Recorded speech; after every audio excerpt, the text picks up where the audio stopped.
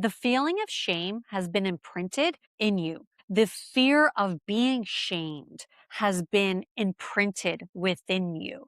Whether it came from your parents, guardians, or someone else, even as a society, I actually really got present to this in 2020 when I saw how much shame was being used to control people.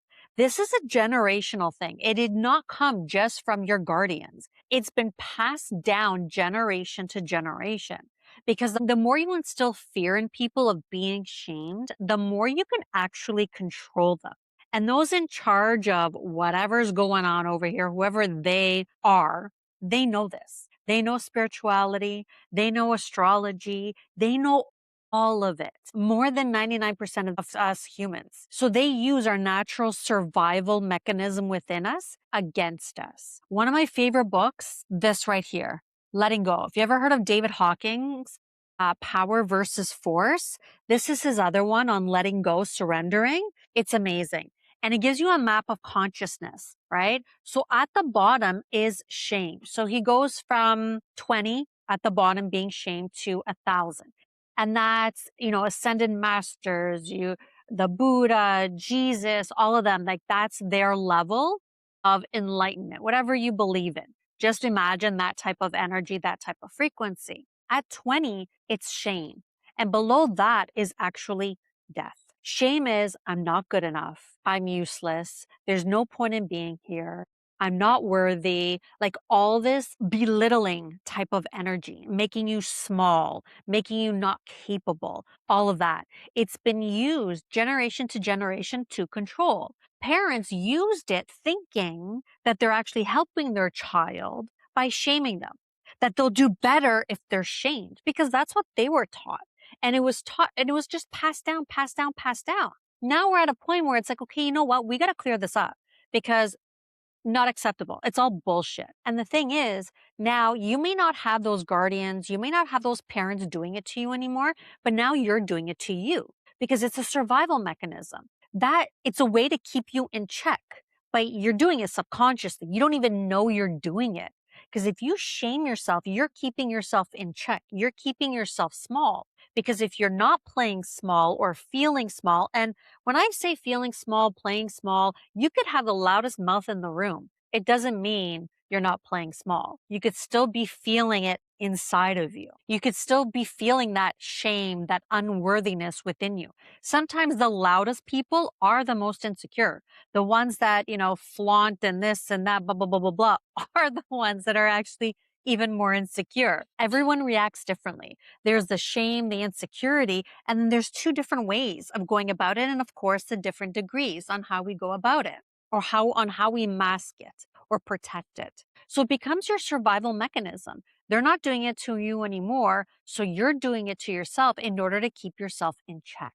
Because if you expand, if you grow, if you say what's authentically in your heart and authentically on your mind, and you open up your energy field and you expand, what's going to happen to you? Just like when you were a little kid, you were excited, you were happy, you were expanded, but some adult somewhere thought that wasn't good, that something bad would happen to you, or it didn't fit into a certain box that you should be in. So they shamed you. And because survival is so important, when you're shamed, you become really small and it's like, oh my God, this is dangerous. When I'm like this happens. It's not safe to be like this. It's not safe to be open and happy and whatever it is that was kind of going on, right? Everyone's story is a little different, but I'm talking about that underlying energy, that feeling underneath. You could have been a confident little kid, but called cocky. That's shaming.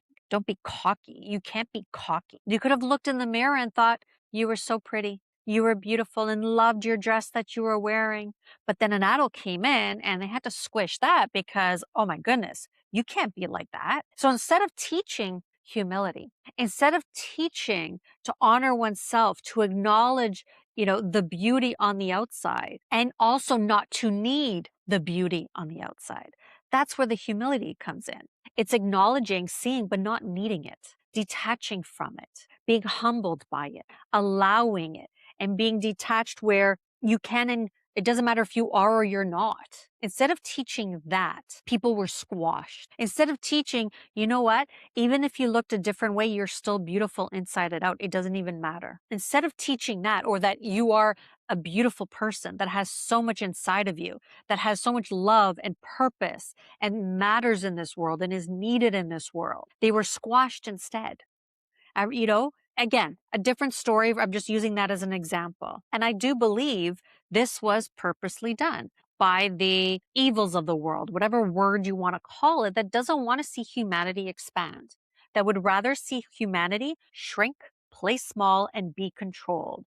Do what I tell you to do. So basically, parents, guardians, whoever it was, mimicked those even higher in charge. And they got it from theirs, and then from theirs, and from there. So we could sit there and blame, but there's no point because it's not going to get you anywhere. It's just going to drop your frequency. The key is start releasing it because it's not yours. It's not truth. Now, there is a difference between feeling a discomfort, feeling maybe a little shameful in a moment or guilt in a moment, acknowledging where, oh, wait, what I just said or what I just did doesn't match with my values. It doesn't really honor who I am, whatever it may be. All that is a little indication within your body to say, oh, okay, let me course correct here. I see that this doesn't align with me or that doesn't align with me. What I did here or what I did there, you know what? So, there is that acknowledging, or you know what? I hurt this person. Ooh, I didn't mean to, but acknowledging it.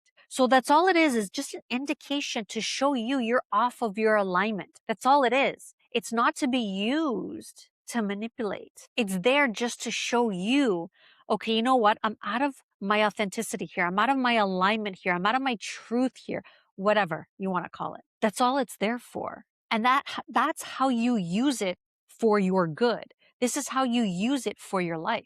So you want to clear up the fear of shame underneath. And that's the other thing. We ignore it because it's such a discomfort, because it's such an uncomfortable feeling within your body, you ignore it. We all ignore it or have at some point. I've learned, okay, so what worked for me is I sat with it and I felt it fully. And this really goes into this. I highly recommend this book. I'll put in a link below. It's a game changer. It really added, like I started with tapping and this added another element. So combining the two, so I had my tapping, my energy work, all of that. And then I added this piece. And the trio for me was just like beautiful. Okay. So I'll add the link below. Now I forgot what I was saying. I lost my train of thought. Anyways, shame. It's used to control people. It's used to control you and it's not yours. You're actually quite powerful. All it is, it's a monitoring system and that's it. So what I'm going to do is I'm going to create a tapping video. I'll include the link to start releasing that shame that you took on and got imprinted, that you are now shaming yourself in your own mind over and over again. All of that energy that you pulled, that you brought in, that you held onto as if it's yours, we're going to start releasing.